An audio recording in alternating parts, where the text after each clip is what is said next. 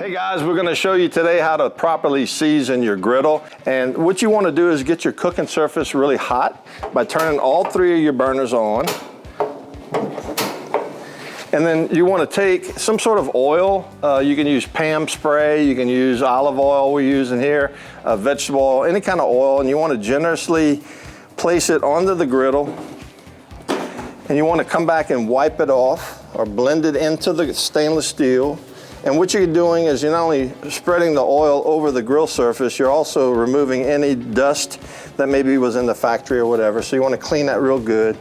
And then come back with a separate set of paper towels.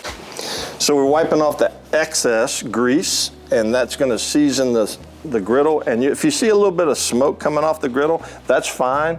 That means that it's hot enough, it's going to basically blend into the stainless steel, and it'll be seasoned, ready for your next cookout.